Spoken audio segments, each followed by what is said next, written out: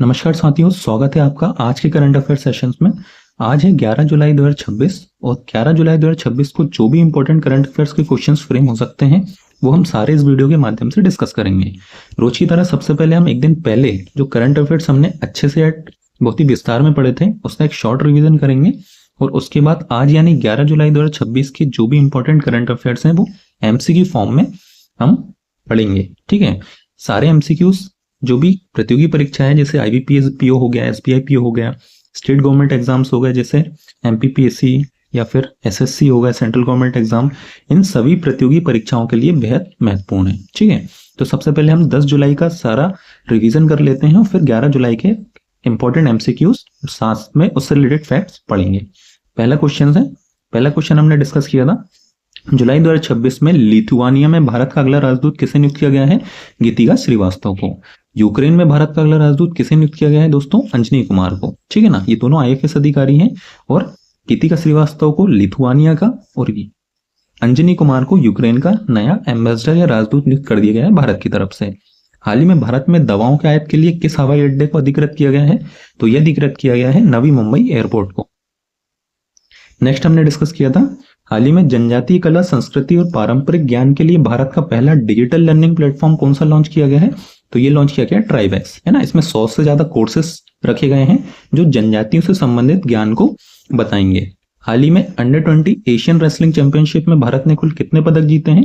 तो ये जीते हैं कुल 20 पदक, जिसमें 4 स्वर्ण पदक, 7 रजत या सिल्वर पदक और 9 कांस्य या ब्रॉन्ज पदक शामिल हैं। हाल ही में Asian India trade in goods agreement AITI-GA की समीक्षा के लिए आयोजित 13वीं संयुक्त समिति की बैठक कहाँ आयोजित की गई है? तो यह आयोजित की गई थी न्यू दिल्ली वणिज्ञान भवन में। नेक्स्ट डिस्कस किया था एक्सिस बैंक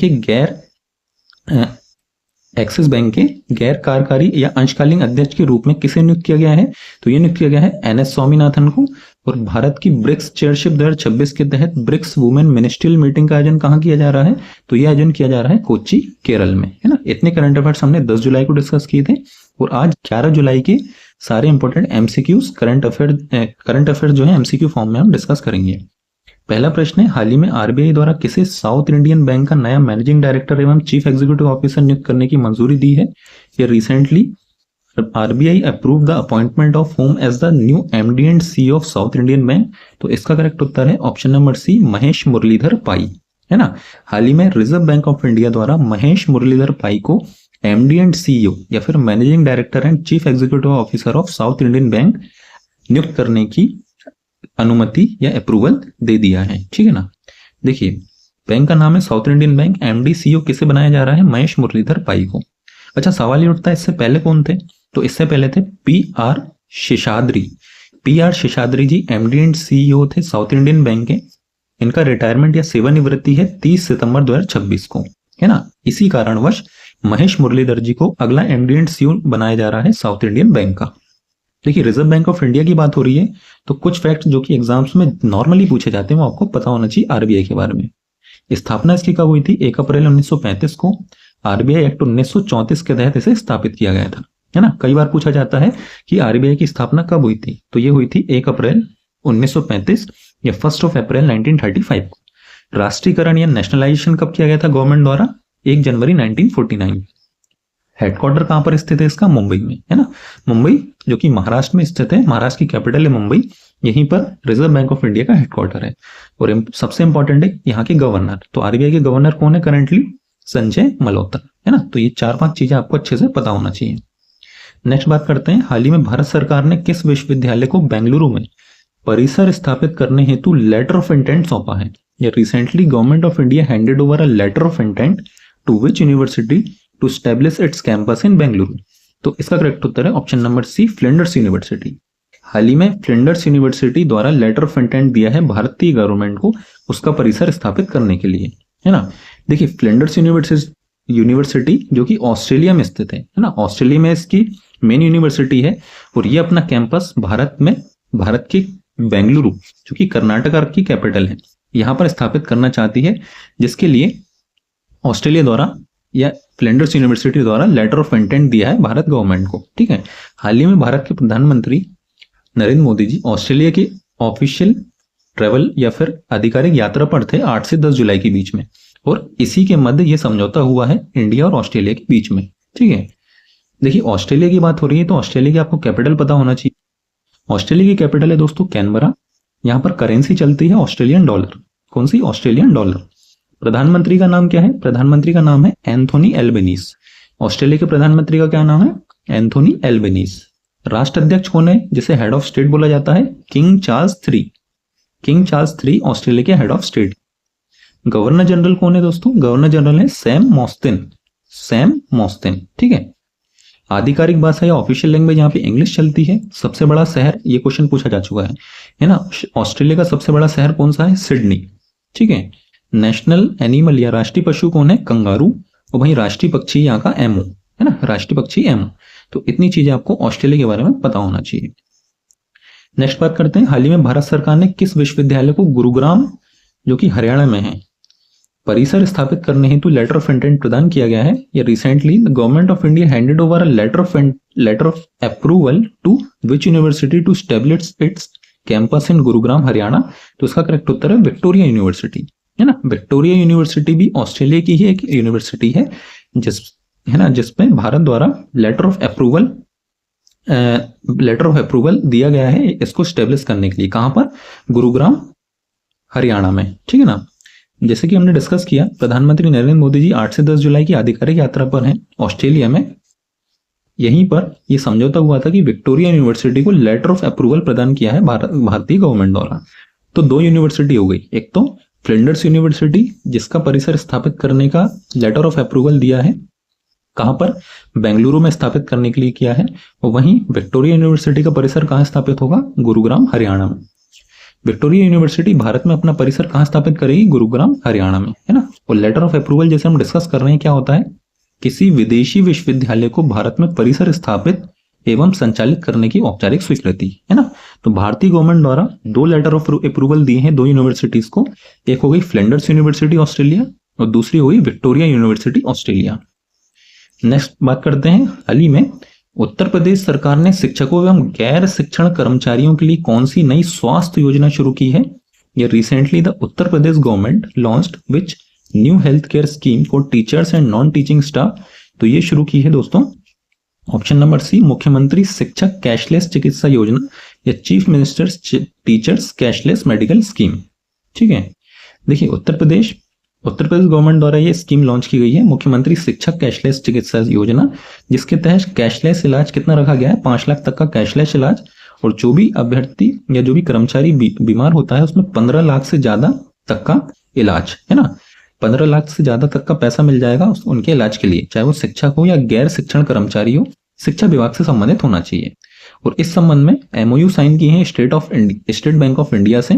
वहीं दुर्घटना बीमा भी इसमें रखा गया है 30 लाख से 80 लाख तक का, है ना। तो ये काफी अच्छी पहल है जो कि उत्तर प्रदेश गवर्नमेंट द्वारा लॉन्च की गई है। देखिए उत्तर प्रदेश की बात हो रही है तो उत्तर प्रदेश की कैपिटल पता होना चाहिए। उत्तर प्रदेश की कैपिटल है लखनऊ। चीफ मिनिस्टर यहाँ के हैं योगी आदित्यनाथ। गवर्नर है आनंदीबेन पटेल। स्थापना कब हुई थी दोस्तों, या स्टेटहुड डे कब मनाया जाता है उत्तर प्रदेश का? 26 जनवरी 1950।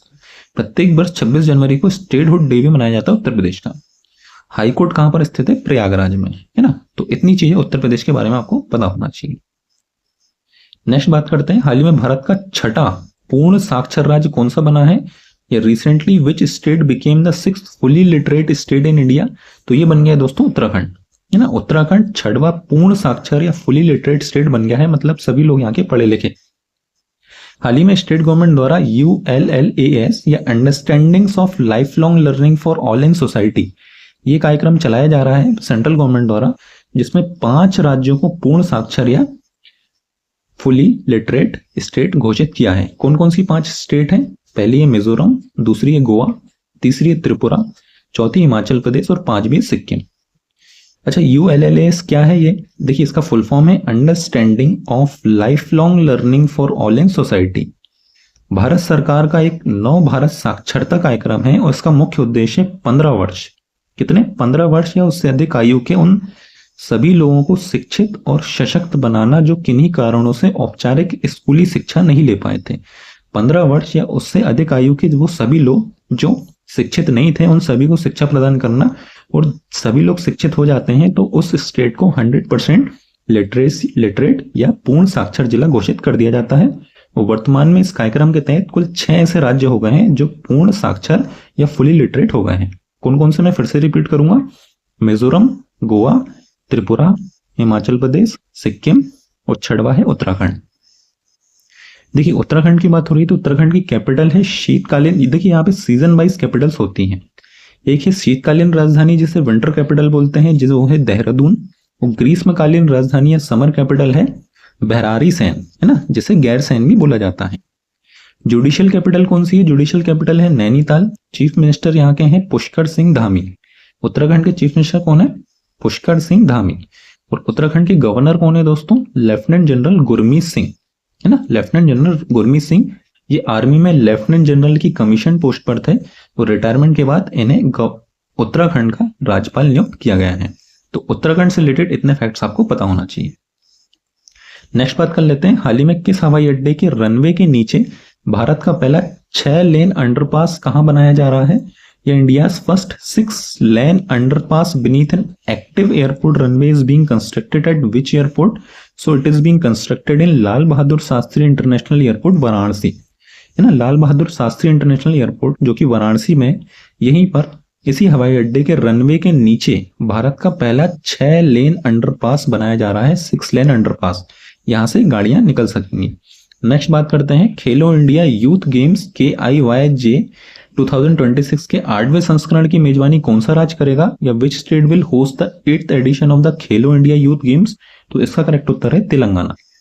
तेलंगाना को खेलो इंडिया यूथ गेम्स की मेजबानी मिल गई है और इसका 8वां संस्करण कहाँ आयोजित होगा, तेलंगाना में, ठीक है ना।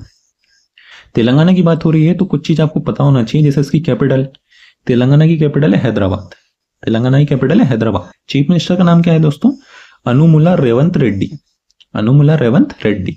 गवर्नर कौन है, जिष्णुदेव वर्मा, जिष्णुदेव वर्मा। और इसकी स्थापना कब हुई थी, 2 जून 2014, है ना। ये आंध्र प्रदेश से अलग होके, आंध्र प्रदेश स्टेट है, इससे अलग होके एक पृथक स्टेट बना था और इसकी स्थापना 2 जून 2014 को की गई थी। और इसी के साथ ये भारत का 29वां राज्य बना था। करेंटली तो 28 स्टेट है, लेकिन 2014 को ये 29वां राज्य बना था भारत का। क्या नाम था, तेलंगाना। नेक्स्ट बात करते हैं, हाल ही में DRDO ने 8 जुलाई 2026 को Pinaka launch range guided rocket या पिनाका LRGR का सफल उड़ान परीक्षण कहां किया है। Recently on 8th of July 2026 DRDO successfully conducted the flight test of the Pinaka long range guided rocket at which location। तो ये लॉन्च किया गया है, यह परीक्षण किया गया है एकीकृत परीक्षण रेंज ITR चांदीपुर उड़ीसा, या integrated test range Chandipur Orissa में, है ना। इंटीग्रेटेड टेस्ट रेंज जो चांदीपुर में है, यहीं पर पिनाका LRGR यानी कि Pinaka long range guided rocket का सफल परीक्षण किया गया है। अच्छा, इसे बनाया किसने है, DRDO द्वारा मिलकर बनाया है। पिनाका LRGR को बनाया है armament research and development establishment ARDE, जो कि इसका परिसर पुणे में है, इसने डिजाइन किया है। वहीं इसका डेवलपमेंट किसने किया है, high energy materials research laboratory HEMRI Pune, ये भी पुणे में है। तो इन दोनों के सहयोग से DRDO द्वारा Pinaka long range guided rocket का सफल परीक्षण किया है, कहां पर, चांदीपुर उड़ीसा में। तो ये थे आज के सारे इंपॉर्टेंट करंट अफेयर्स। वीडियो अच्छी लगी तो हमारे वीडियो को लाइक और चैनल को सब्सक्राइब करना ना भूलिए। Thank you.